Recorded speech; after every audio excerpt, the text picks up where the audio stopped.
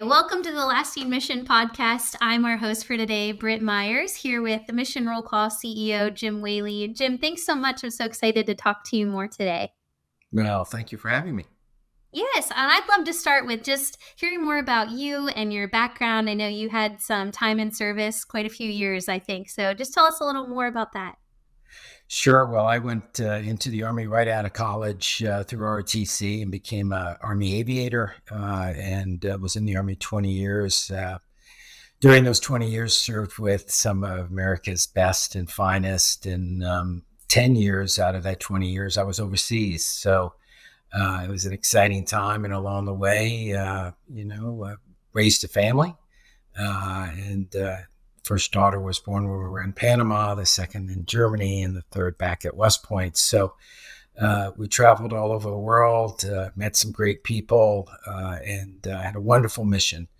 And today, two out of three daughters are in active duty, and the third daughter works for veteran support organizations. So I'm very proud of all three of them. And my wife is a West Point graduate, was a helicopter pilot as well. So we're kind of bought into this. Yeah, family of excellence. Goodness, even your dog is aligned with the mission. Yeah, I have a dog, a golden retriever. And anyone who's had a golden retriever knows, they're not very smart, but they have a great heart. And his name is Rotor, and he plays an integral part in the strategy of this organization. Yeah, he sure does. Well, you spent, like you said, many years in the military, and then you had a pretty illustrious career after as well. But what brought you to Mission Roll Call, and what inspired you to lead and build this team? Yeah, well, I was intrigued by the mission. When you look at all the veteran support organizations, and there's about 30,000 veteran support organizations across the United States. And all of them are doing great work. Some are very small, mom and pop in small towns, addressing issues that are important to them, to very big ones that we all know about. But I was intrigued on the mission of being an advocate for veterans and being the voice for veterans. When you think about our 18 million veterans that we have in the country, give or take, nearly half of those are not represented by any veteran support organization, and nearly half of those aren't registered with the Veterans Administration. So their voices are not being heard. And so what compels me is to try to reach all of them and to really become the voice of veterans so that we can change policy and so that we can share their opinions, their voice with elected officials, with the media, with people of influence, and that's our mission. And so for me, that's very exciting and very compelling, and it's needed now more than ever. Welcome to The Lasting Mission, a podcast dedicated to sharing the powerful stories and experiences of veterans, their families, and supporters. Presented by Mission Roll Call, a nonpartisan movement providing veterans with a powerful, unified voice that is heard by our nation's leaders and communities. For information, visit missionrollcall.org. For sure. And what have you heard from veterans and their families about what's important to them? What are some of the priorities that they've helped Mission Roll Call identify? Right. And their priorities are our priorities because we listen to what they have to say. And when you think about the first one, it comes to everybody's mind is veteran suicide prevention. We're losing from 17 to 20 plus veterans every day. We've lost much more veterans to suicide than we ever did to the war on terror. And that is a tragedy, and it's embarrassing for our country. We have to do better with that. I think about what they tell us around veteran homelessness. Every night, about 50,000 veterans are homeless. And that, too, is something that we need to address.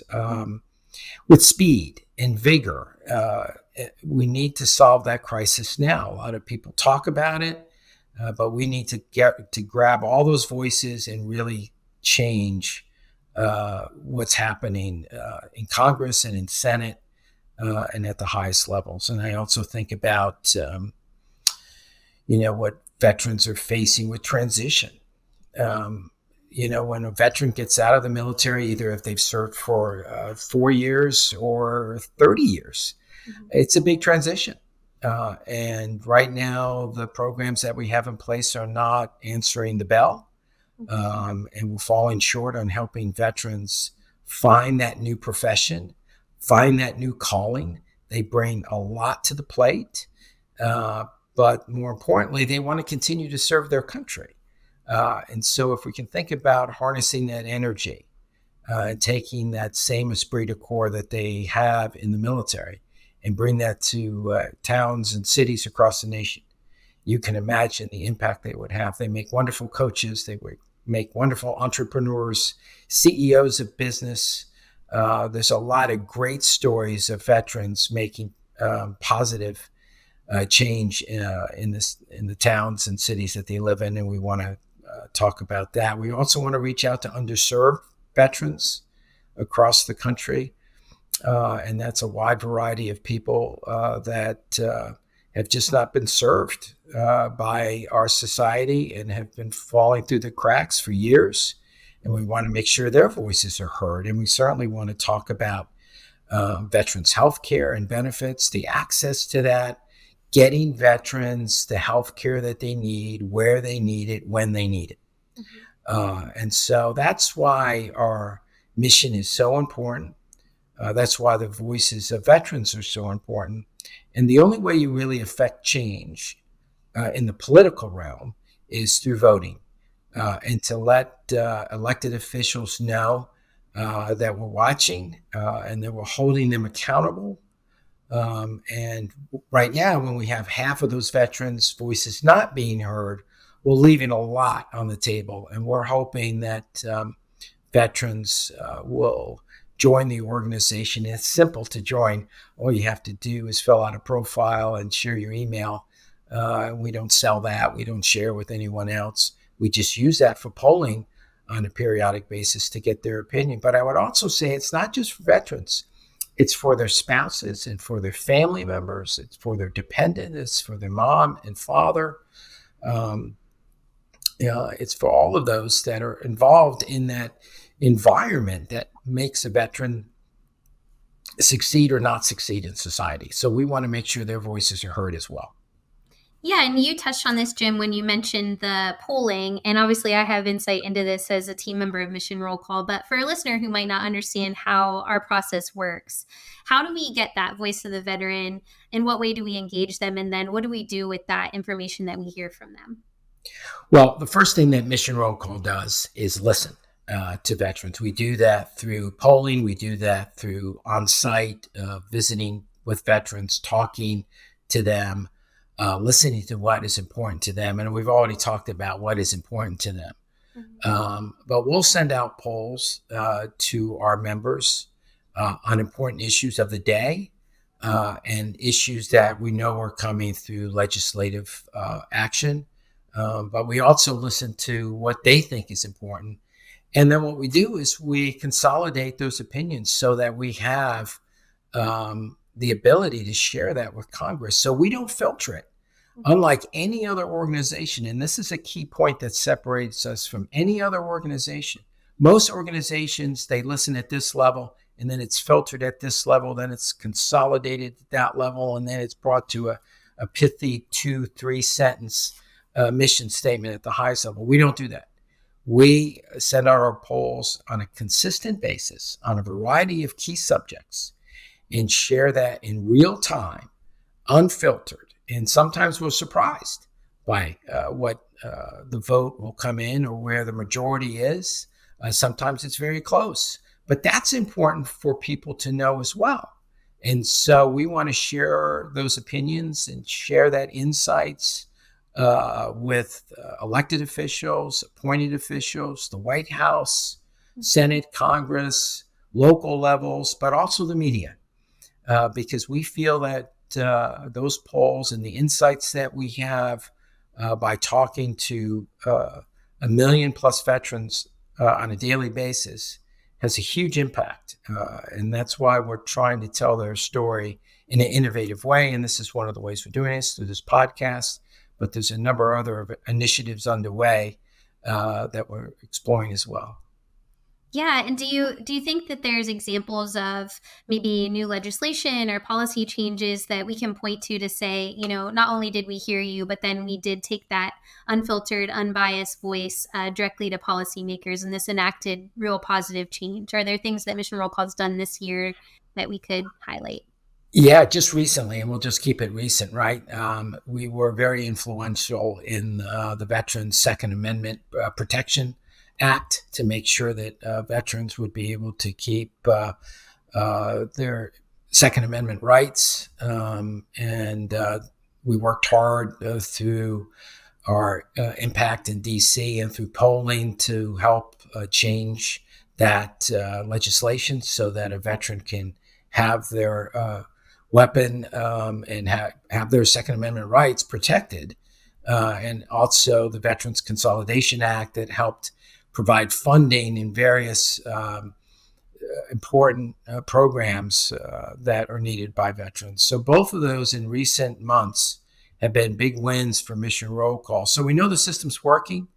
We know that elected officials are listening to us, and we know that the media is coming to us and asking us to reach out to veterans to find out their opinion. And it's even more important right now as we're in the middle of an election year, presidential election. It's good to see that in the recent debate, veterans topics were discussed, and they should be continually discussed. It's very important. Veterans make up the fabric of our country. And we don't have a democracy. We don't have a debate. We don't have an election unless you have a process in which is protected by the armed services through the centuries to make sure our country's free. I think that's a really important point. And I think it's easy for you and I to say maybe because, I come from a military family, you're a veteran, come from a military family. Why do you think it's so important to hear from veterans? So for maybe Americans who are listening to this, who are thinking, why is it so critical that we hear from veterans and their families? What do you think the answer to that is, especially for the political process? Right. Well, first of all, the only way we enjoy the quality of life that we have, the freedoms that we have, the ability to get a newspaper and read it and know that it hasn't been doctored, the ability to move from one state to another, to open a business, to vote, all those things are protected by a strong military. There's those in the world that don't favor that type of lifestyle. And so that would be the first thing. And also, I would say veterans, regardless if they served a few years or decades, or saw military action or not, all of them wrote a blank check for a country. They signed up saying they were willing to defend against all enemies, foreign and domestic, and that means willing to sacrifice your life in those defenses. So I think their voices are very important. I think their families' voices are very important. And so that's what we're trying to do. We're continuing to grow.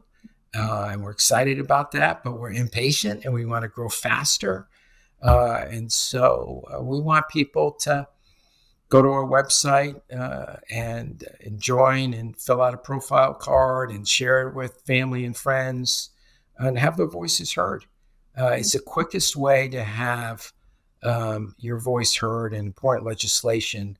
And all of us feel sometimes that our voices aren't being heard at every level. Right? You see things you don't agree with and things don't change the way you want. Here's a way to get your voices heard and see it.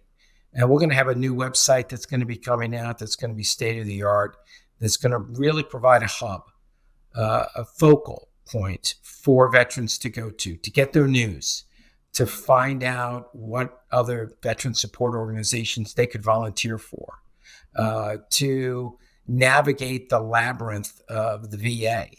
To maybe take classes through our MRC University to find out how to start a business. What are some of the lessons learned when you're doing an interview? How How do you navigate the VA healthcare system? All of those things are very important and sometimes not covered as well through the transition process when you get out of the military. And so we think our mission is vital for veterans to continue serving their country and to continue to have a successful life. I think so too. And I feel like your lens is so compelling because you obviously had your own perspectives as an individual. And then I think as a parent too. And we've talked to several of our veteran partners who we've worked with here at MRC, and they've shared similar things, like things that they were important to them when they were a service member versus now if they have a son or daughter in service. And that lens has shifted a little bit. Do you feel like there's topics or priorities that have come up that you've seen now as a parent too, or through a different lens of not just Jim who's served and then now Jim who's leading a veteran service organization, but Jim who's the parent of an active duty service member? Sure. Well, I think when you first joined the military, and I think maybe I was 20 years old getting out of college, you don't really think about healthcare.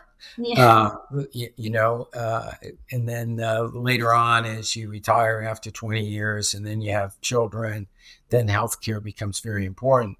And certainly you think about your children while they're on active duty, if they're going to be given those same benefits, so they're going to continue to have a quality of life that's competitive with their peers who have decided not to go into the military. So that's important. So we've been talking a lot about the fact that 24% of active duty military have food insecurity issues. And I would say that would be a serious issue for our country when you look at retaining and recruiting our finest.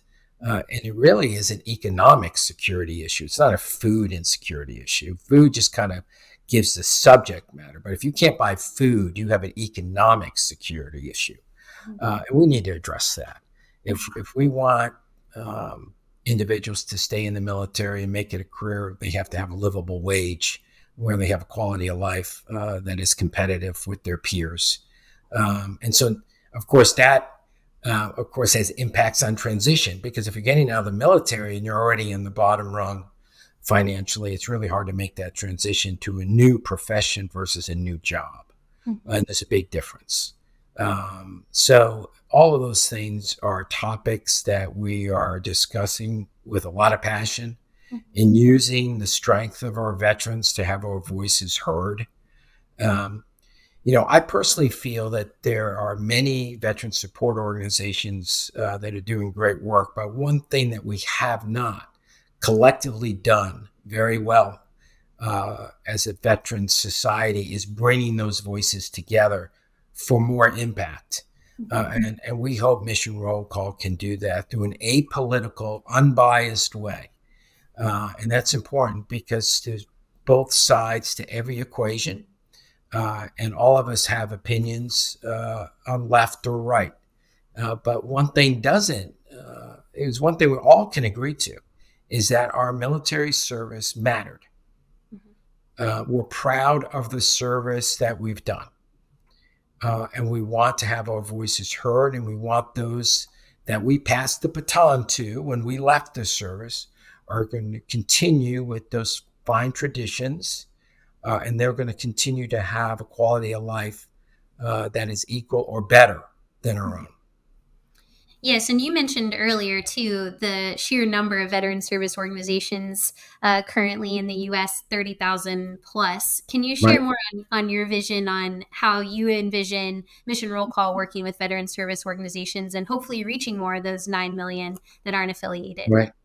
Well, we want to help tell their story. We want to become the platform in which you can learn more about different veteran support organizations. Maybe you want to find out about entrepreneurialism.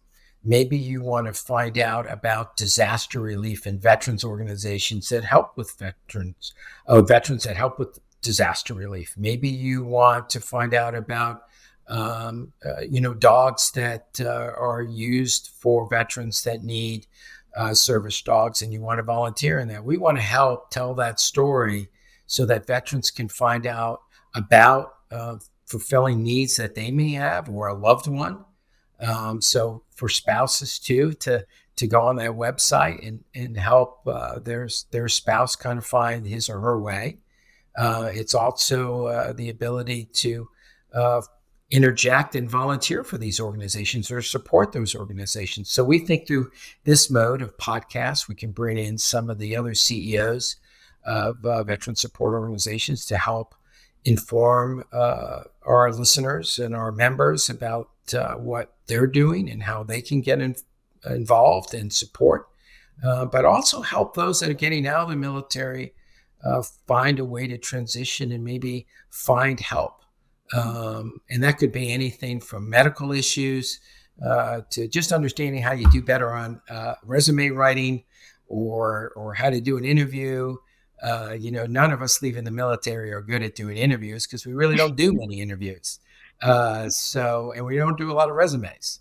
So those are some of the basic blocking and tackling things you got to know.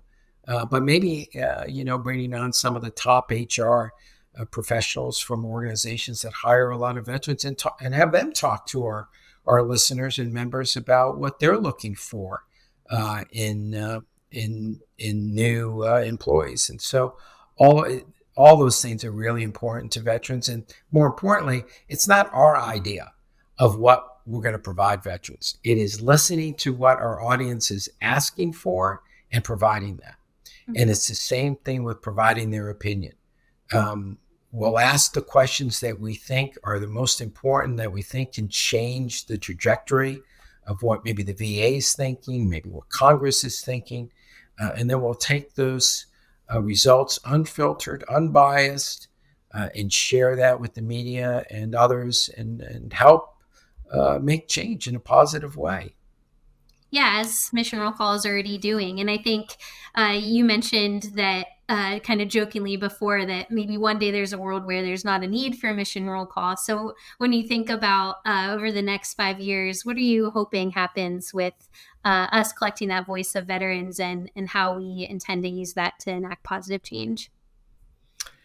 Well, I think technology is just providing us the ability that no one ever thought about 20 years ago about reaching people in an effective way, in a fast way, and providing that information back to the media so it gets um, sent out to folks that maybe not on our website. So I think the speed of communications and using a variety of social media platforms will be important in us telling the story.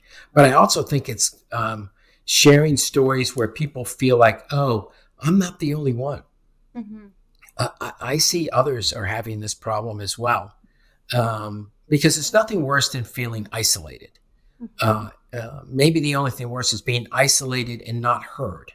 And I feel that we can help mitigate that through some of our in-depth discussions in writing that you're doing and bringing some stories to the forefront that people can see how people overcome obstacles. And nobody overcomes obstacles by themselves. It's always right. It's always others that are helping, or an idea that helps you along the way, or folks that help you along the way. And we want to make sure that we become that to a lot of people and become a hub for all the veteran support organizations and not be competitive in that process.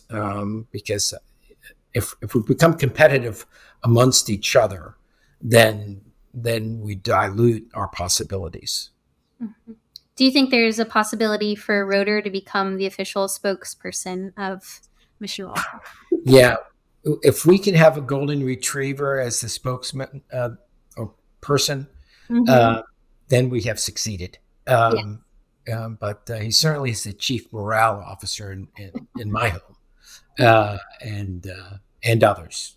So we love it. Well, is there? I feel like you've covered so much, and we are so fortunate to have so many good resources and like this new podcast and the MRCU channel that you mentioned, our new website, and being able to share more veteran stories and stories of their families. But is there anything else that you think people should know about Mission Roll Call, or maybe how they can get involved if they're not clear yet on how to do that? Well, it's easy to get involved. I mean, just go to the website, missionrollcall.org, fill out a profile card, and then we'll be able to start sharing information with you. And you'll be getting involved with the polls and getting your voices heard. And I would say share that with anyone that is interested in veteran issues. Because the fact of the matter is, it's just not the veteran. It's the mom and dad of that veteran that may be seeing that person struggle or having issues with their health care that would benefit from being involved with this. It's the spouse of that veteran that can benefit and have their voice heard. I would also say it's the children of veterans. Children move around a lot with their parents that have been career military, or even if they don't move around a lot, if that service member is suffering from any number of issues, that child is going to suffer as well.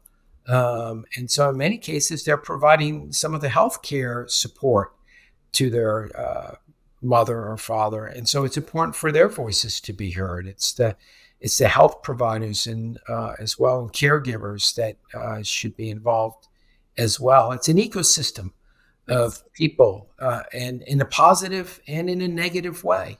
I always say you're only as happy as a parent as your least happy child. And a parent understands that. And so if you have a service member that is a child of yours and they're suffering, you're suffering. And your voice can be heard through this process that we've put together. We're a powerful organization on the Hill. We're a powerful organization in the halls of Congress, and we're going to continue to press important issues using our members' voices. It's not our idea. We don't have a political persuasion. We're not linked to any political party. And isn't that great in today's world that you can have that truly an unbiased opinion? We want to just support and amplify the voices that up to now are not being heard at the level that they should and deserve to be heard. And I think our entire group feels very passionate about telling that story through a variety of ways. And we invite all backgrounds to join our organization and help make a difference. And we can make a difference if we can continue to grow in a positive way. Yes, and I appreciate that perspective too and that intention. And as you know, I have two parents who served, and I joked that I had to be the only first grader who knew proper flag etiquette and knew how to fold it, when to raise it, take it down. But there's a lot of perspective that comes from being a loved one of someone serving too, and I think it's really valuable and important that we share those stories and those perspectives too, because it can inform a lot of true change as well, and maybe highlight areas that often might go unnoticed or undiscovered. Yeah, and it's more important now than ever for our voices to be heard when you think about only 1% of the population serve. So it's important that our voices get heard through a variety of different ways. And I know that folks that are family members may not be on active duty, but they're serving because they're supporting that person that is serving. So it's important for their voices to be heard. And it's a dangerous world we live in. And we need to continue to make sure that the very best and brightest are going into the military. And the only way we do that is by providing for them during that whole process of while they're on active duty and for their families, and then have very viable programs that help them transition. And it would be great if I could just highlight one other thing, and that is it would be great if we saw a national effort where Fortune 500 companies and others, large and small, with a national effort to recognize veterans as great employees and have efforts underway to bring them into organizations and use the skills that they've learned in the military, those leadership skills, those selfless service skills. What organization doesn't want somebody like that? And that's why we need to tell our story better, because there's a great number of senior leaders in Fortune 500 companies that don't know this. And we need to help them understand the value that veterans bring to our organization. You look at any great community, and I guarantee you'll find coaches, firemen, police officers, teachers, small business owners, and there's a veteran involved in all of those because they want to continue to serve their country and serve their community, and we want to help them in that process. But their voices have to be heard so that they get the support that they need to start businesses, to be vibrant organizations, and to be well taken care of and receiving medical care where they need it, when they need it, versus driving 200 miles to a VA hospital. Those things have to be fixed. Mm-hmm.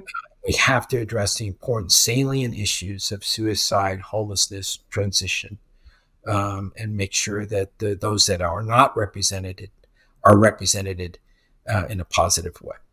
Mm-hmm.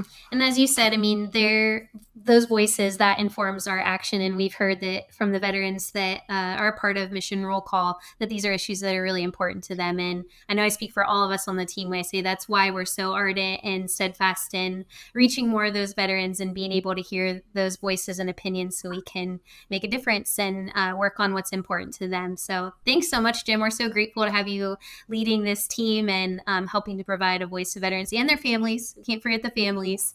We're looking forward to doing more together. Thank you, Brett. This has been great. Thank you.